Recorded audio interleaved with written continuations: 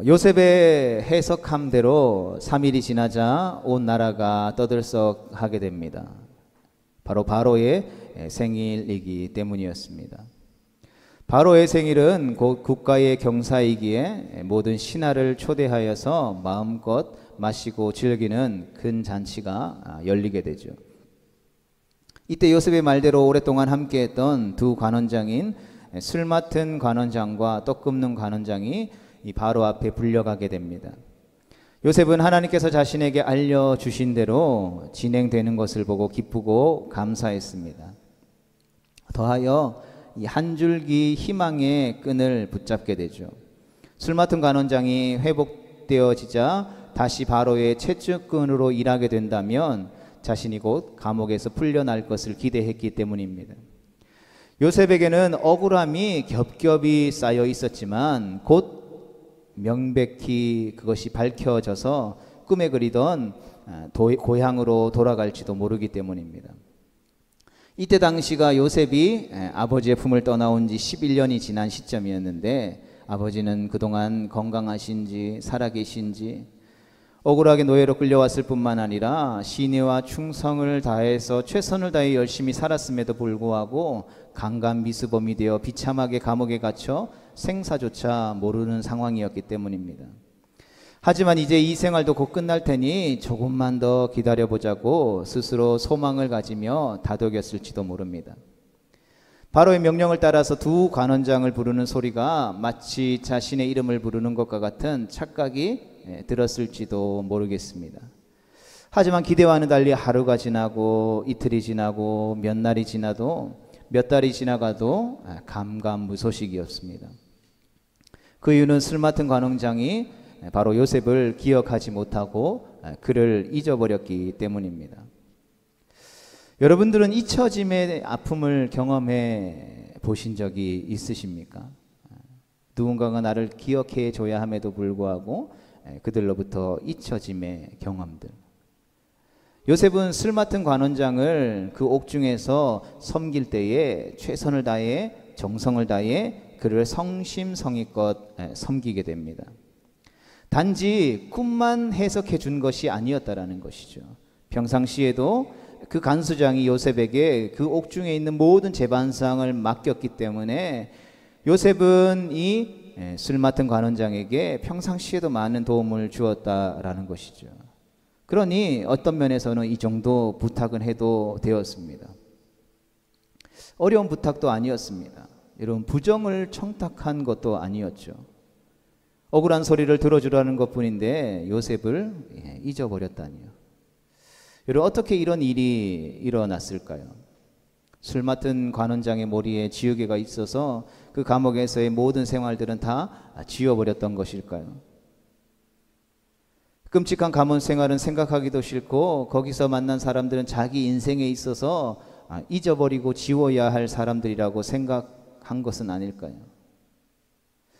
반대로 도대체 왜 요셉에게는 고되고 어려운 일들이 계속해서 반복되는 것일까요? 희망이 보이는 듯 하기도 하고 꼬일 일이 풀린 듯 하면 왜 더 이상하게 꼬이고 자신이 가졌던 희망들이 사라져버리게 되는 것일까요? 여러분, 우리의 인생과 우리의 삶도 마찬가지인 것 같습니다. 매일의 삶이 그러한 삶인 것 같습니다. 믿었던 사람들에게 배신을 당하고 마음을 줬던 사람이 대적이 되어버리는 일들이 우리 주변에 얼마나 많이 있습니까? 더욱이 인생의 깊숙하고 캄캄한 터널을 통과할 때에 멀리 보이는 희망의 빛이 가깝기는커녕 계속해서 다가가면 다가갈수록 더 멀리 사라져버리는 것을 우리는 경험하게 되는 것이죠. 왜 나만 이런 고통을 겪어야 하고 왜 나만이 이런 힘든 일을 경험해야 하는지 불평하지 않을 수 없는 세상살이가 바로 우리가 마주하고 살아가게 되는 세상살이라는 것이죠. 그럴 때마다 하나님은 도대체 무엇을 하고 계신지, 요셉과 함께 하셨다면 왜 이런 일들을 허락하시는 것일까 고민하고 생각하게 되는 것이죠. 우리는 오늘 본문을 통해서 이 사실을 함께 살펴보려고 합니다. 하나님은 과연 요셉을 잊고 계셨을까요? 우리는 성경을 쭉 읽고 또 이 요셉에 대한 내용들을 자주 들어봤기 때문에 이 이야기의 결론을 잘 알고 있죠. 술 맡은 관원장은 요셉을 기억하지 못하고 잊었지만 하나님은 요셉을 기억하시고 잊지 않으셨다라는 것이죠. 여러분, 그 이유가 무엇이겠습니까? 술 맡은 관원장은 요셉을 어떻게 했다고요? 까맣게 잊어버렸다고요. 역시 열 길 물속은 알아도 한 길 사람 속은 모르는 것 같습니다. 여러분, 술 맡은 관원장이 요셉이 자신의 꿈을 해석해 줄 때에 얼마나 기뻐했겠습니까? 알턴이를 빼는 것처럼 속이 시원했을 것입니다. 그리고 나서 요셉이 자신의 억울함을 풀어달라고 부탁했을 때에 요셉의 두 손을 잡으며 그리하겠다라고 애틋한 눈빛을 보내지 않았을까요? 그리고 그러한 자신의 꿈을 해석해 준 요셉, 자신을 정성 다해 섬겨주는 요셉과 함께 그 옥중에서 행복한 시간들을 보냈을 것입니다. 하지만 화장실을 들어갈 때 마음과 나올 때의 마음이 다르다는 말이 있죠. 순간 돌변하게 됩니다. 아무 일도 없었던 것처럼 술 맡은 관원장은 요셉을 잊어버리게 되죠. 사실 너무 황당한 일이지만 이것이 우리가 살아가는 삶의 현실인 것입니다. 사람이 그렇죠.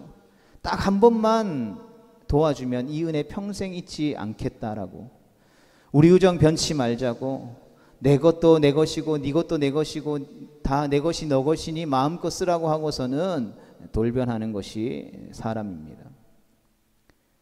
모든 것이 평안할 때에는 좋은 게 좋은 거라고 다 허용되지만 상황이 조금만 바뀌면 돌변해버리고 안면 몰수해버리는 것이 바로 사람인 것이죠. 좋을 때는 친구여 너와 나는 한 몸이라고 말하지만 그것 어디까지나 자신에게 도움이 될 때 같을 때 유효하지 쓸모 없어지면 버리는 것이 사람인 것입니다. 하지만 하나님은 다르시죠. 우리가 언제 하나님께 도움이 된 적이 있습니까? 하나님이 우리가 도움이 되기 때문에 너는 내 자녀야, 내 아들이야, 내 딸이야, 내 백성이야 라고 말하신 적이 있습니까? 어떤 면에서 하나님께 우리는 전혀 도움이 되지 않습니다. 도움은 하나님께서 우리를 향해 주시는 것이지 우리가 하나님을 도와줄 수 있다라고 생각하는 것은 착각이라는 것입니다. 하나님은 늘 우리를 향해서 일하시지만 우리는 늘 하나님께 어떠한 모습입니까? 늘 등을 돌리고 배신하죠. 그러나 그럼에도 불구하고 우리를 향하신 하나님의 열심, 우리를 향하신 하나님의 은혜와 자비는 영원히 변함이 없으시다라는 것입니다. 이러한 상황에서 하나님은 요셉의 소원을 잠시 늦추시게 되죠. 즉 숨고르기를 함을 통해서 우리의 구원이 사람에게 달려있는 것이 아니라 하나님께 달려있다라는 사실을 깨닫도록 하시는 것입니다. 때로는 우리가 처해 있는 상황이 힘들고 어려울수록 수단과 방법을 과하게 찾고 거기에 의지하려는 경향이 우리에게 있습니다. 하나님의 도우심을 부정하는 것이 아니라 내 방식과 내 방법을 쫓으면서 내가 내 인생의 구원의 시나리오를 만들기를 원하는 것이 죄인된 인간의 모습이라는 것이죠. 그렇다면 하나님은 요셉을 어떻게 잊지 않고 기억하시는지 오늘 말씀을 통해서 우리가 함께 보기를 원합니다. 같이 읽어보겠습니다. 시작. 하나님께서는 요셉이 인내를 배우게 하심으로 기억하십니다. 아멘. 우리는 하나님께서 약속하신 구원을 측량하는 방법을 배우지 않으면 쉽게 쓰러질 수 있다는 것이죠. 하나님께서는 당신의 계획을 따라서 당신의 일을 이루십니다. 그 일을 완전히 이루실 때까지 우리 각 사람을 인도하시는 독특한 부르심이 있기 때문인 것이죠. 우리는 모두 각각 다르게 부름을 받습니다. 각자 부름의 현장도 다 다르죠. 부름의 환경도 다 다르다라는 것입니다. 그러하기에 내가 경험하고 내가 알고 있는 신앙의 어떤 지식과 경험들을 일반화해서 모든 사람들이 동일하게 그렇게 해야 된다라고 말하는 것은 굉장히 위험한 신앙적인 사고방식이죠. 그렇다 보니 각자에게 맞도록 하나님은 독특하게 우리를 부르신다라는 것이죠. 그리고 그런 다음에 우리가 각자에게 주어진 가장 합당하고 적합한 방법으로 하나님의 지혜에 따라 우리의 삶을 이끄시는 것이죠. 그렇기 때문에 우리의 인생이 재미있는 것이고, 우리가 함께 모여서 신앙생활 할 때에 이야기를 나누는 가운데에서 다양한 모습으로 일하시고 역사하시는 살아계신 하나님, 즉 로봇처럼 일괄적으로 우리의 삶을 이끄시는 것이 아니라 인격적으로 우리의 삶을 이끄시는 놀라운 하나님의 은혜를 우리가 경험할 수 있게 되는 것입니다. 그러므로 우리는 우리 자신의 어떤 감각에 근거하여 판단하거나 의심해서는 안 되는 것이죠. 나는 이렇게 하나님께서 은혜를 주셔서 이렇게 축복해 주셨는데 왜 저 사람은 똑같이 하는데도 저런 상황을 겪게 되는 거지?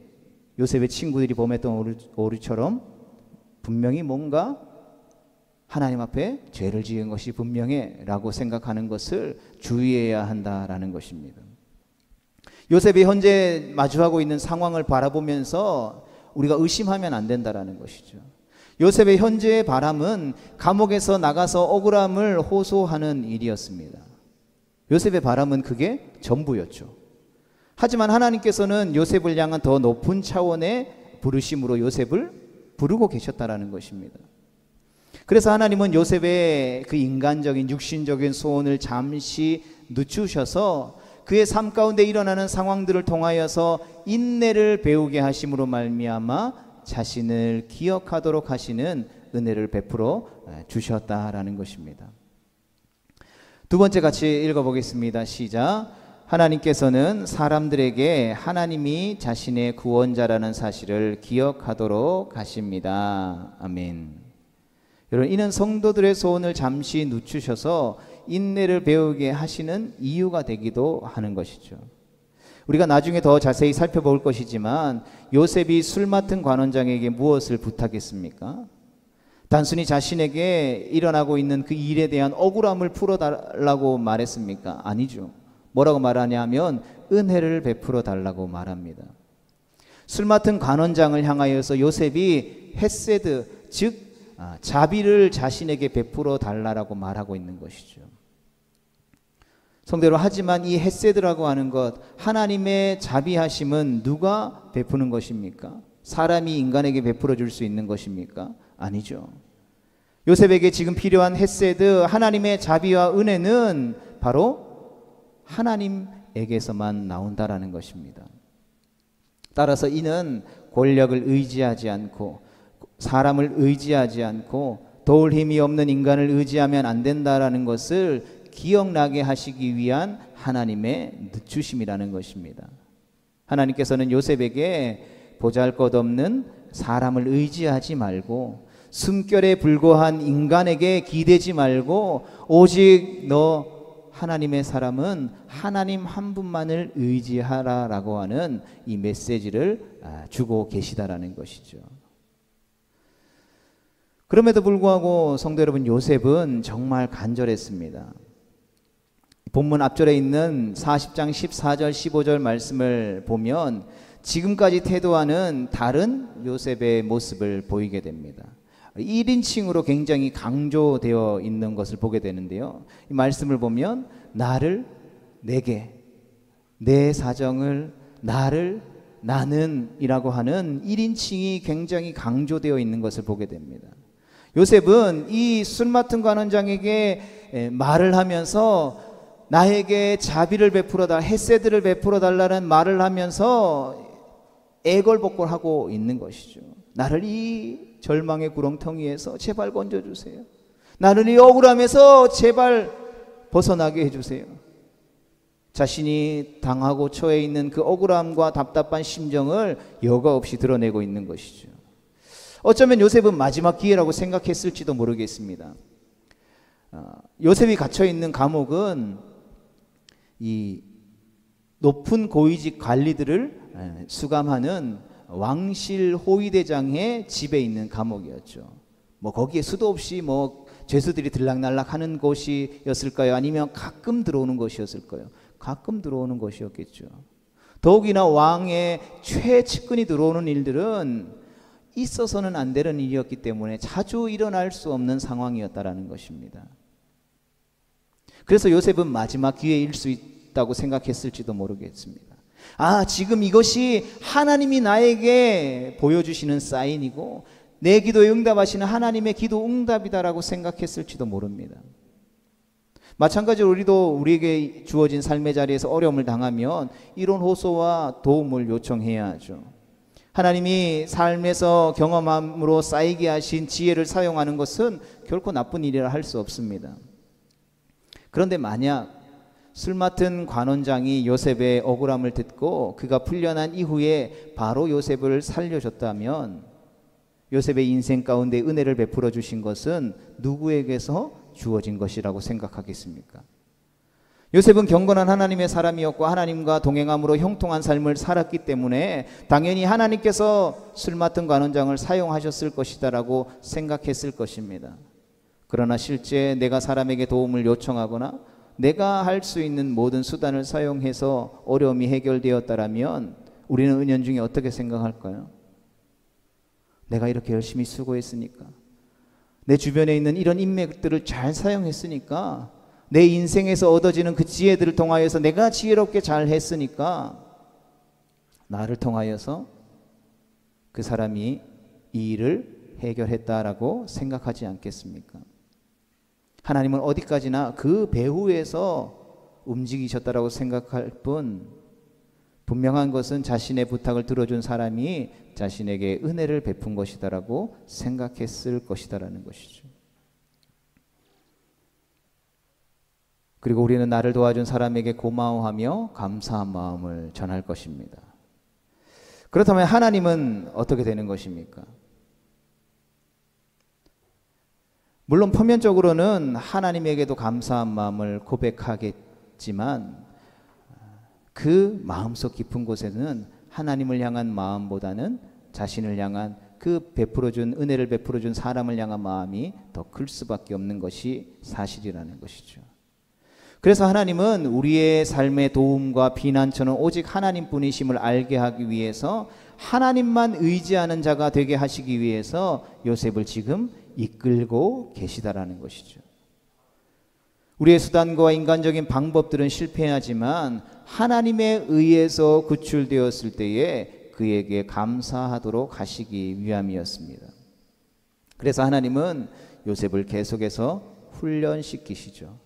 마치 이스라엘 백성들을 출애굽시키신 후에 하나님이 약속하신 가나안 땅으로 인도하시기 위하여서 그 40년의 광야 기간 동안 이스라엘 백성들을 훈련시키셨던 것처럼 우리의 도움은 누구에게서 오는 것입니까? 우리의 인생의 피난처는 어디일까요? 시편 62편에서의 다윗의 고백이 요셉과 우리의 동일한 고백이 되어질 수 있기를 간절히 소망합니다. 같이 말씀을 읽어보겠습니다. 시작. 나의 구원과 영광과 하나님께 있으며 내 힘의 반석과 피난처도 하나님께 있도다. 백성들아 시시로 그를 의지하고 그의 앞에 마음을 토하라. 하나님은 우리의 피난처시로다. 아멘. 성도 여러분, 어려움 가운데 있을 때 우리는 그 하나님을 향하여서 우리의 마음을 토해야 하는 것이죠. 그러하기에 하나님은 우리에게 기도라는 통로를 주셨다라는 것입니다. 또한 하나님은 사람이 아닌 하나님만을 의지해야 할 뿐만 아니라 모든 일에는 하나님의 때가 있음을 기억하게 하시기 위하여서 술 맡은 관원장에게 요셉을 잇도록 하셨다라는 것입니다. 여러분, 모든 일에는 다 때가 있고 거기에는 나름대로의 기가 막힌 타이밍이 있다라는 것입니다.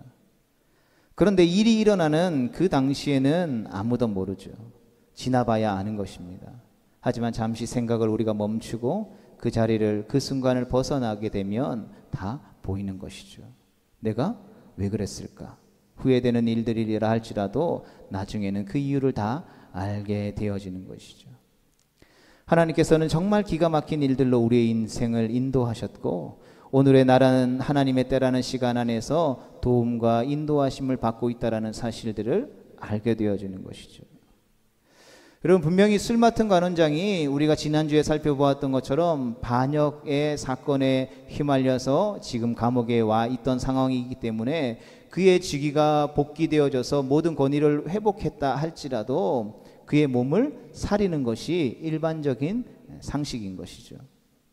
복직되자마자 감옥에서 자신을 도와줬던 사람들을 이야기를 하면서 그 사람을 회복시켜 꺼내주는 것은 어려웠을지도 모를 것입니다. 그런데 본문 23절은 이것을 더 강조하기 위해 무엇인가를 말하고자 하죠. 같이 읽어보겠습니다. 시작. 술 맡은 관원장이 요셉을 기억하지 못하고 그를 잊었더라. 아멘.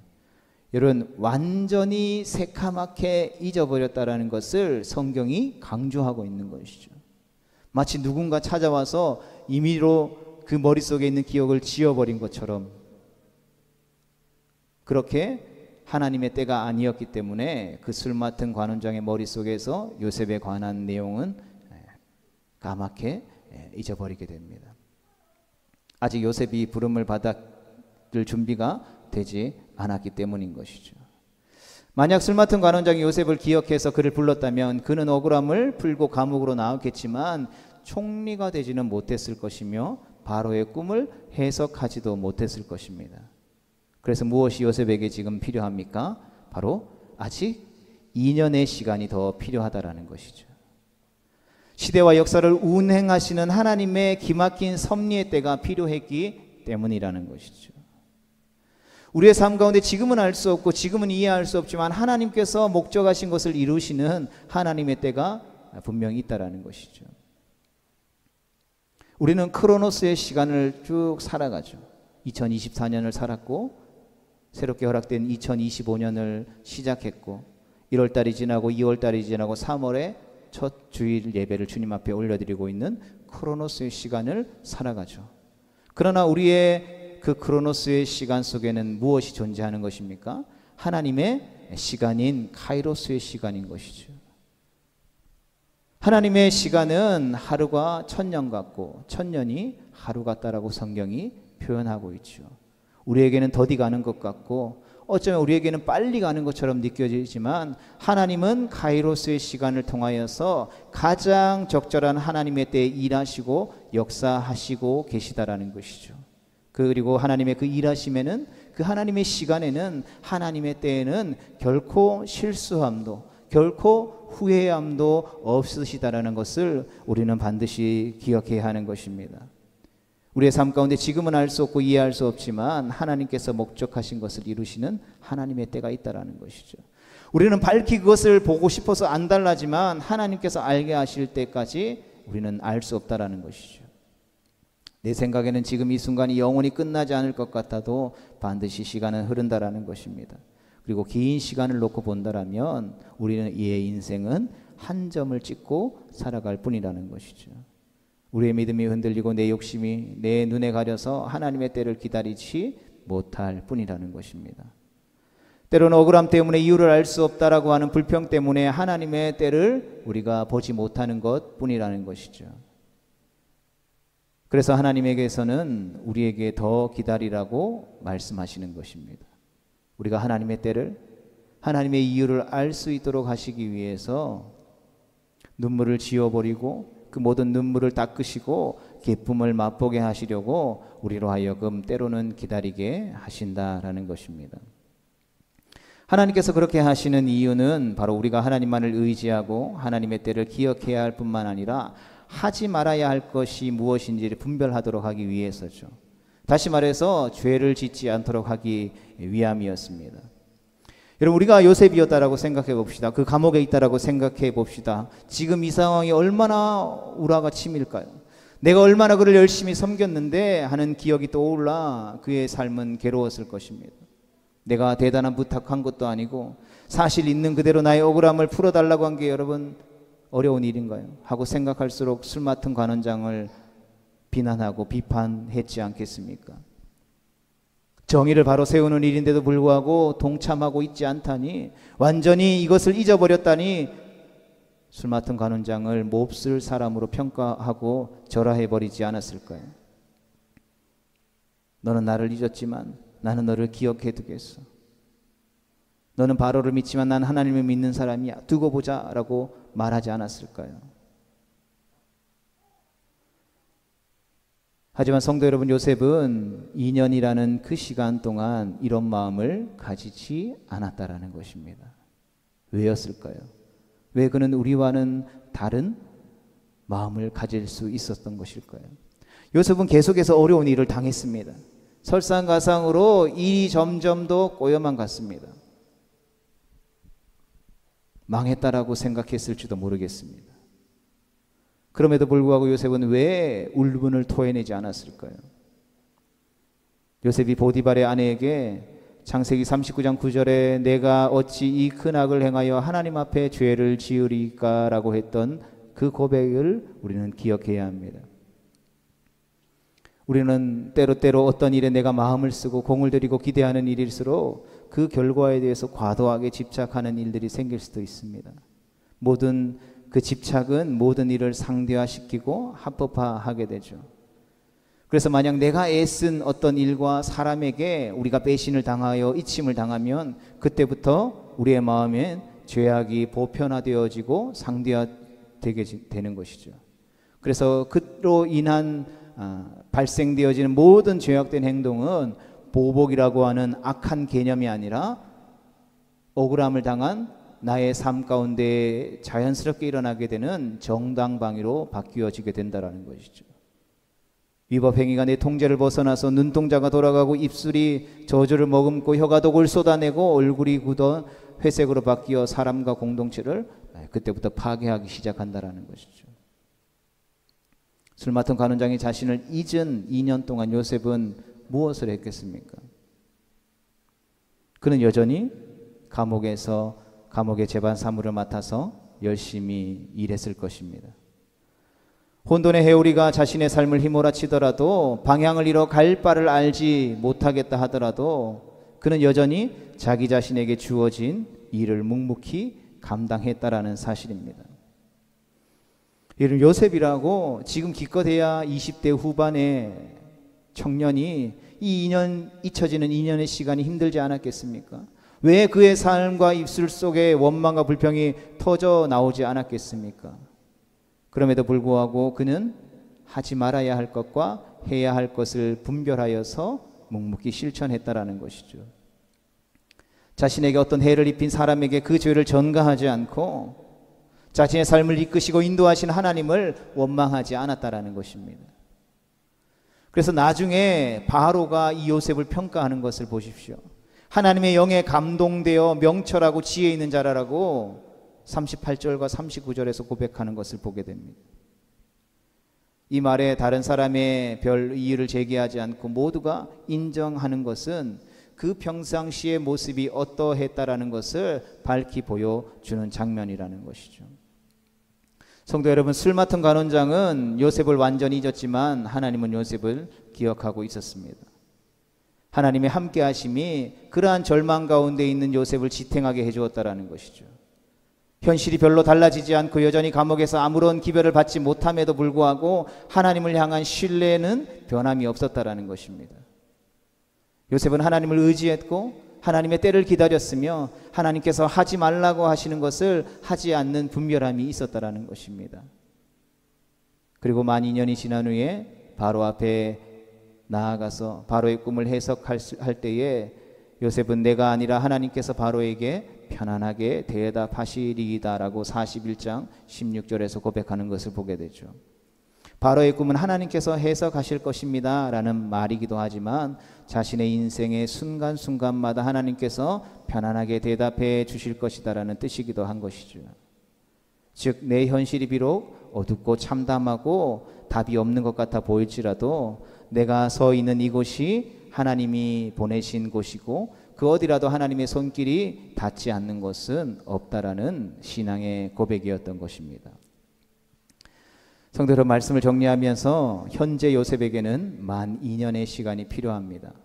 그러나 좀 더 우리가 크게 보면 17세라는 어린 나이에 노예로 끌려와서 바로 앞에 총리가 되었던 것을 30세로 계산해 보면 총 요셉은 몇 년을 기다린 것입니까? 13년이라는 시간을 기다린 셈이죠. 여러분 13년의 세월을 놓고 보면 2년이라고 하는 시간은 짧은 시간이 아닐까요? 우리의 삶의 현실이 가장 긴 터널처럼 보인다 할지라도 가장 깊은 밤은 바로 동트는 새벽녘이라는 사실들을 우리는 잊지 말아야 할 것입니다. 그러니 때로는 우리의 삶 가운데 어려움이 마주한다 할지라도 믿음의 주여 또 우리를 온전케 하시는 이인 예수님을 바라보고 그 예수님을 생각하며 그 예수님께서 걸어가신 길을 기억하고 따라가며 오늘도 우리와 함께 하셔서 주님이 주시는 새 힘 얻어서 믿음으로 부르신 삶의 자리 가운데 나아가는 우리 모두가 되어질 수 있기를 주님의 이름으로 축복합니다. 그리고 잊지 맙시다. 우리는 하나님께서 우리 예수님의 핏값으로 주고 사신 하나님의 아들이요 하나님의 딸이라는 사실을